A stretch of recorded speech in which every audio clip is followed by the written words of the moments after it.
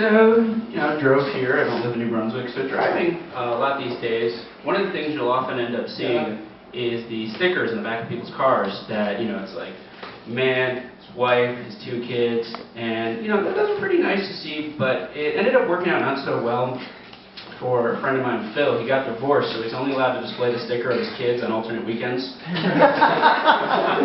Thank you. I try. But, it's difficult, and I like to try to relax. One of the things is I'm very excited. It's summer, slowly, and not outside today, but in theory, it's summer. It's sort of the way religious people oh, there's a God. He's not here right now, but he does exist. That's sort of what I think a lot of people, it's sort of like we're in doubt of summer at the moment. But one of the things that you get every time summer comes around is, besides a constant visual reminder that you should have exercised more this past winter, one of the things that I also see a lot is when superhero movies start to come out. Superhero movies, sci-fi movies, and I love all the superhero and sci-fi movies. I just love them. I love them since I was a kid. Now, but if you watch a lot, you begin to notice some of the patterns. Now, one of the things that they will always put in these as a tagline is forget everything you know. They have this start every new superhero movie. It's like, forget everything you know. Forget everything you know about Iron Man. Forget everything you know about the Hunger Games. Forget everything you know about the X-Men. Why? Why should I forget everything? Well, this way we can convince you into spending another $20 for a movie you've essentially seen twice already. But it's still fun. But I still love to go to them. Of course, you also get the same moments in every film. It's every superhero movie, every single one since they started doing Spider-Man. There's always some point when the villain appears, punches a bunch of people up, and then the superhero or the group has a moment by themselves. I just don't know if I can do this. I just don't know if I can do this. You just don't know if you can do this. You're the only character in the movie who has superpowers. You're the only person in this entire... What are we going to do? We're going to send in the Red Cross? Yeah, there's robot zombies from space. They're coming. And so the people who have strength and flight, they're not going to do anything. How are we going to figure this out? You don't think you can do this. They haven't every single one. One of the things is the X-Men movies came out. I really like them. I actually was able to realize after watching the X-Men movies that I actually possess a mutant power.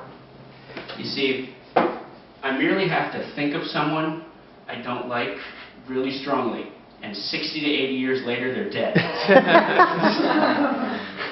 Thank you. But not just movies I'm into, I also like to read a lot.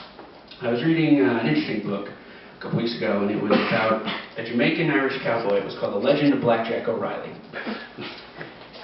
And so while I'm reading this, there's one point in the book it tells about a famous incident where Blackjack O'Reilly went into this town in Colorado, and he's rampaging all throughout the town on his horse, and he goes into the schoolhouse, and he rampages all around. He won't get off the horse. He's rampaging. He goes through downtown. He goes into the general store. Won't get off the horse. He's like making a mess. Finally, he goes into the bar, and he goes up to the bar, and he's on his horse. And the bartender says, "Blackjack, are you ever going to get off that damn horse?" Blackjack says, "No, but I do have a friend who's into that sort of thing."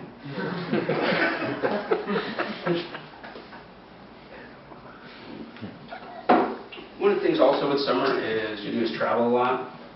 I was in Kentucky recently. I kind of like Kentucky because people are a little bit friendlier out there. Basically, if you've never been outside the Northeast, I know that maybe some people it's really interesting how the rest of America works. It's just if you're going to pretty much anywhere outside the Northeast, let's say I was in Kentucky, I've been in California, I've been in Colorado, you go to Oregon, Washington State, Illinois, just go to any other state.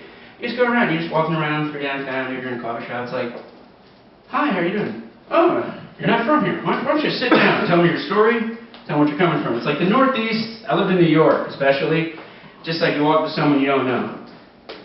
"Hi, how are you doing?" "Why don't you go fuck yourself?" "Thank you, Reverend."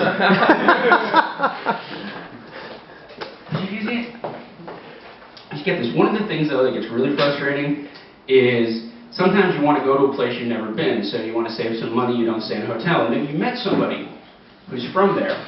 And so they're like, "Oh, you can stay at my place." And they never tell you any of the flaws in the building that you get to. You're just going to go, it's like, "Oh, it's going to be a great place." It's, well, we've got 27 windows, none of which let in any light, except at 6:30 in the morning, directly onto the couch you're going to be sleeping on at all times. One of the other things that happened was a couple weeks ago I was staying in New York, and I stayed at a friend's place, and he's first time staying with this guy, Fred, and I'm thinking like, okay, I don't know too well, but he's letting me crash, so I'm like, okay, it's gonna be good. So, get there, he's like, okay, here's your towel, shower's right over there in case you want to use it. I'm like, alright, not too bad. Just one thing, if you're gonna use the shower, you gotta make sure you go over to the oven and turn it up to 500 degrees. Why do I have to do that? Oh, it's no big deal. Just see, if you don't do that, some green slime is going to come out of the drain while you're taking a shower.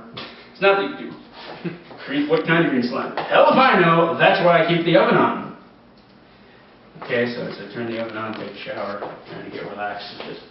So I'm going into the room with the couches, and I'm thinking like, okay, it's going to be good. And my buddy Frank starts lighting some candles, some incense. I'm like, all right, maybe a little Bob Marley party going on tonight. Might be a little fun, all right. So I'm like, dude, we're gonna what's with all the incense? Oh no, these are for the wolves. The wolves? Oh yeah, you see, there's this guy. He lives about 4 blocks from here, and he has a bunch of wolves that he likes to let out at night, and they just love the taste of human flesh, but they can't stand the smell of incense. So as long as this doesn't go out, you're perfectly fine. No problem with wolves. Okay. So go back to sleep. Pa-pow! Pa-pow! What's that? Oh, there's a gun battle going on a couple blocks from here. There's a lot of gangs like the gun battle. Did you do anything with it? Did you do anything about it? Oh yeah, I got a sign in the front door. It says no guns allowed past this point. Thank you very much. I'm Shawn.